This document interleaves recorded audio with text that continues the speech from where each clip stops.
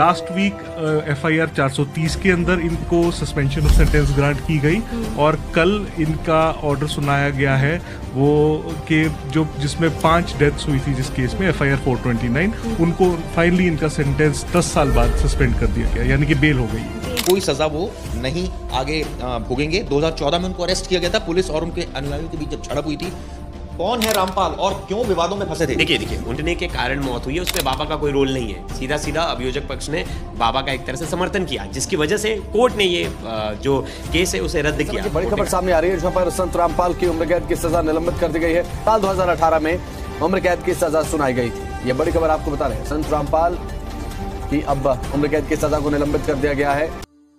तक में आपका स्वागत है। बात कर लेते हैं बाबा रामपाल की। हम सबको पता है कि हत्या के 2 मामले उनके ऊपर चल रहे थे, करीब 10 साल जेल में बिताई थी।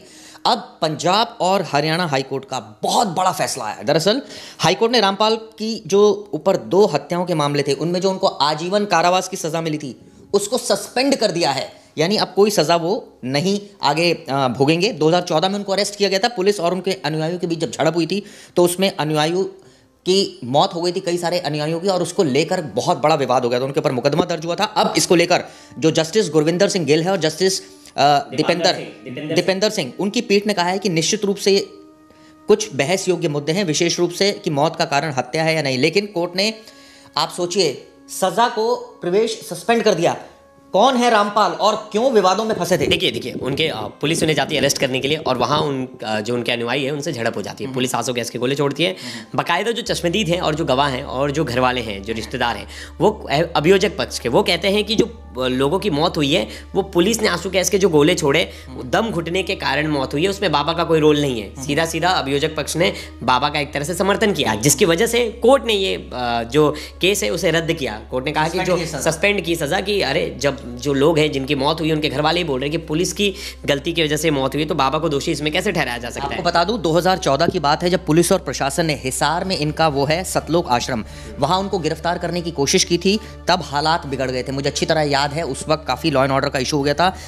आश्रम में उनके समर्थकों और पुलिस के बीच हिंसक झड़प हो गई थी, आप सोचिए। और उसके बाद 6 लोगों की मौत हुई थी, कई लोग जख्मी हुए थे। कई दिनों की घेराबंदी के बाद पुलिस ने रामपाल को अरेस्ट कर लिया था, बाबा को, और उसके ऊपर हत्या की कोशिश, हिंसा भड़काने जैसी तमाम धाराएं लगी थी। 2018 में हिसार कोर्ट ने उन्हें उम्र कैद की सजा सुनाई थी। फिलहाल वो जेल में बंद थे और हजारों अनुयायी आज भी उन्हें भगवान का अवतार मानते हैं। इसके बाद अब जो फैसला है वो निश्चित रूप से एक बहुत बड़ा फैसला है। ये दरअसल जो मामला था दोस्तों, मैं आपको बता दूं, ये दूसरा मामला था। इससे पहले भी विवादों में आए थे, वो बताता हूं। 2006 में रामपाल पर आरोप लगा कि वो हिंदू देवी देवताओं और वेद पुराणों का अपमान करते हैं, इस तरह के आरोप लगे। और 2006 में, जैसे प्रवेश बता रहे थे, उनके आश्रम में पुलिस पहुंचती है, वहां उनके लोगों से झड़प होती है, जिसके बाद एक शख्स की मौत हो जाती है, जिसके बाद हत्या का मुकदमा जो है इनके खिलाफ दर्ज किया जाता है। 2 हत्या के मुकदमे दर्ज हैं अलग अलग, और एक में 5 से ज्यादा लोग जहां जख्मी हुए थे, जिनकी मौत हो गई थी, जिसमें आरोप लगा था, बाबा को कटघरे में खड़ा कर दिया था पुलिस ने कि इनकी वजह से उन लोगों की जान गई, तो हत्या के आरोपी यही है। लेकिन अब बाबा ने करीब 10 साल की सजा भुगत ली तब से, जब से गिरफ्तार हुए, और अब जाकर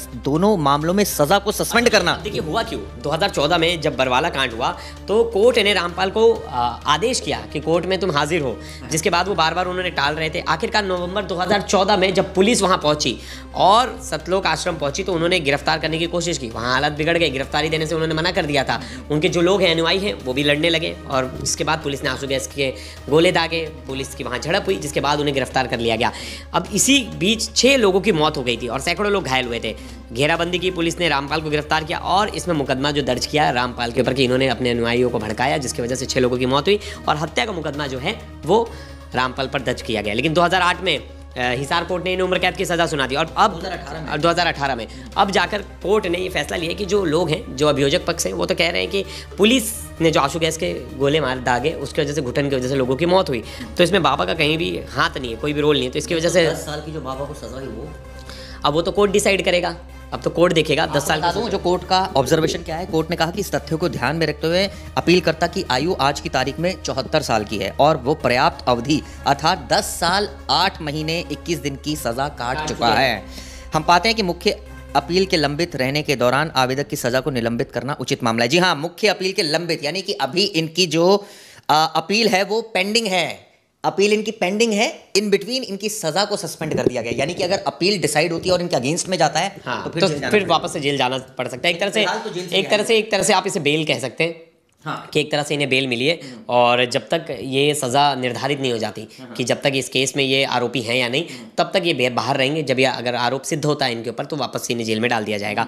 और देखिए, अभी तक जो बात पता चली है कि ऐसा कोई सबूत नहीं है जिससे पता चले कि रामपाल किसी तरह से मृतकों की मौत के लिए जिम्मेदार हैं। ये बात खुद कोर्ट ने कही है, क्योंकि कोई डायरेक्ट ऐसा एविडेंस नहीं है।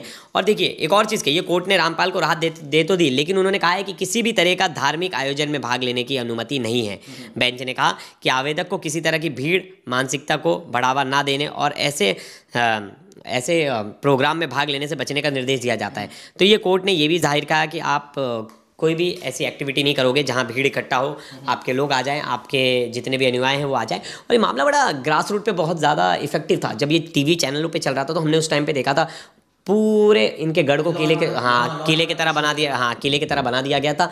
इनके लोग जो थे वो बाबा के पूरे समर्थन में थे और इनको अरेस्ट करने नहीं दे रहे। आज भी आपको बता दूं, इनके कई अनुयायी हैं जो इनको भगवान मानते हैं और वो साफ साफ कहते हैं कि सरकार ने इनको फंसाया। साफ साफ वो आरोप लगाते हैं कि पुलिस ने गलत मुकदमा दर्ज किया, इनका कोई रोल नहीं था। इनको लोग भगवान मानते हैं और इसी वजह से देखिए इनकी शुरुआत कैसे हुई। 8 सितंबर 1951 को इनका जन्म हुआ हरियाणा के सोनीपत जिले में। उसके बाद वो इंजीनियरिंग की पढ़ाई करते हैं। इंजीनियरिंग की पढ़ाई करने के बाद वो सिंचाई विभाग में जूनियर इंजीनियर के पद पर नौकरी भी करते हैं। अब नौकरी करने के बाद वो नौकरी छोड़कर अध्यात्म की ओर बढ़ जाते हैं और संत रामदेवानंद के शिष्य बनते हैं। 1994 में नौकरी छोड़कर पूरी तरह से अध्यात्म की ओर बढ़ जाते हैं और उसी में लग जाते हैं। फिर उन्हें संत कबीर के उपदेश को प्रचारित करना शुरू कर दिया। फिर वो सदगुरु बन गए। सदगुरु के बाद वो मोक्ष दिला सकते हैं, इस तरह की बातें थी और वो उनके बहुत सारे अनुयायी बन गए। धीरे धीरे वो हिसार, हरियाणा, और उन्होंने एक आश्रम बनाया जिसका नाम था सतलोक आश्रम, जो कि हिसार में ही था। और बहुत सारे हज़ारों अनुयायी उनके वहाँ उनके आश्रम में थे और उनके भक्त थे। यहाँ की दिल्ली, मध्य प्रदेश, राजस्थान तक इनका वर्चस्व जो है वो फैला हुआ था और इनके जो शिष्य थे वो हर जगह थे।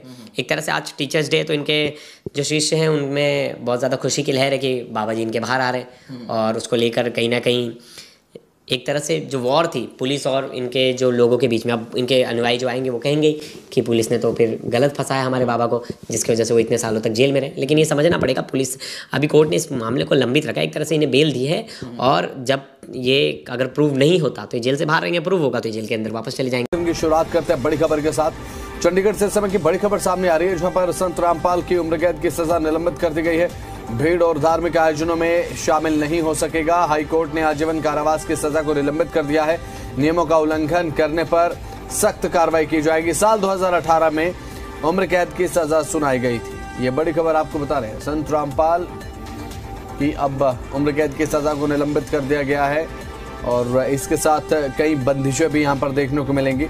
भीड़ और धार्मिक आयोजनों में शामिल नहीं। बिल्कुल, फिलहाल रामपाल को राहत जरूर दी गई है हाईकोर्ट की ओर से और ये कहा गया है कि जो सजा हिसार कोर्ट की ओर से जो सजा दी गई थी 2018 में, उस पर निलंबन लगाया गया है। उस समय जो है हिसार कोर्ट की ओर से आजीवन कारावास की सजा रामपाल को सुनाई थी। तो उसके बाद ये मामला हाईकोर्ट पहुंचा था। मामला हालांकि पुराना मामला है, 2014 का मामला है, जब हिसार के जो रामपाल का जो आश्रम था वहां पर हिंसा हुई थी पुलिस बलों के खिलाफ। रामपाल पर आरोप है कि पुलिस बलों के खिलाफ अपने अनुयायियों को बुलाया गया और बड़ी झड़प हुई थी, जिसमें 5 महिला अनुयायियों की मौत हो गई थी। इसमें एक महिला अनुयायी की मौत दम घुटने की वजह से हुई थी। उस मामले में बाद में मामला शुरू हुआ और हिसार कोर्ट ने रामपाल को इस मामले में आजीवन कारावास की सजा सुनाई थी। हाईकोर्ट ने कहा है कि 10 साल से ज्यादा समय रामपाल जेल में काट चुका है और उम्र भी 64 साल से ज्यादा है और मामला अभी भी लंबित है। तो फिलहाल उम्र कैद की सजा पर रोक जरूर लगाई गई है, लेकिन मामला भी खत्म नहीं हुआ है। और इस राहत के साथ साथ कुछ शर्तें भी हाईकोर्ट की ओर से लगाई गई हैं कि जैसे रामपाल धार्मिक समारोहों में शामिल नहीं हो सकेगा। जो बड़े कार्यक्रम है जहाँ भीड़ आती है वहां पर शामिल नहीं हो सकेगा, ताकि कानून व्यवस्था को कोई खतरा न पहुंचे। अगर रामपाल की ओर से कोई भी नियम तोड़ा गया तो उसको जो राहत दी गई है, राहत वापस भी ली जा सकती है। तो फिलहाल हाईकोर्ट की ओर से शुरुआती राहत जरूर दी गई है, लेकिन अगर नियमों को नहीं माना गया तब ये राहत खत्म की जा सकती है। जी बिल्कुल। बात अगर करें विजय, अब रामपाल की उम्र कैद की सजा तो निलंबित कर दी गई है, हाईकोर्ट के आदेश अनुसार मैं बात कर रहा हूं, तो इस फैसले का क्या ग्राउंड 10 साल जेल में बिताना और 74 वर्ष की आयु को माना गया है? देखिए, जो 5 महिलाओं की मौत हुई थी, हाँ। ये आरोप लगाया गया था कि इन महिलाओं को रामपाल की ओर से बंधक, गलत तरीके से बंधक बनाया गया है और इस वजह से एक महिला की दम घुटने से मौत हो गई थी। जबकि रामपाल के वकील की ओर से कहा गया है कि जो महिला की मौत दम घुटने से हुई थी, पुलिस की ओर से आंसू से गोले छोड़े गए थे, जिस वजह से उस महिला की मौत हुई थी। तो यानी आरोप प्रत्यारोप चल रहे हैं, लेकिन अभी हाईकोर्ट जो है किसी नतीजे पर नहीं पहुंचा है कि आखिर जो 5 महिलाओं की मौत हुई थी, क्या वो बंधक बनाई गई थी या वो आश्रम में किसी गलती की वजह से उसकी मौत हुई थी या आंसू गैस से गोले की वजह से उसकी मौत हुई थी। क्योंकि 2014 में जब कई मामले थे, जब राम रहीम को कोर्ट में पेश होने के आदेश दिए गए थे, लेकिन रामपाल कोर्ट में पेश नहीं हुआ और उसके बाद पुलिस को जब भेजा गया तब पुलिस पर भी रामपाल के नियोग ने पथराव किया और जवाबी कार्रवाई की, जिस वजह से ये सारा जो मामला है ये बिगड़ गया और एक बड़े स्तर पर हिंसा उस समय हिसार में हुई थी जो साल 2014 में। तो फिलहाल मामला हाईकोर्ट में है और ये राहत रामपाल को जोर दी गई है, हालांकि शर्तें भी लगाई गई हैं। तो फिलहाल राहत जोर दी गई है, लेकिन इसका अर्थ ये नहीं निकाला जाना चाहिए कि सजा पर पूरी तरह से जो रोक है वो लगा दी गई है। तो फिलहाल मामला जारी है और जब तक कोर्ट किसी नतीजे पर नहीं पहुंचता कुछ समय के लिए रामपाल की राहत दी गई है। बिल्कुल।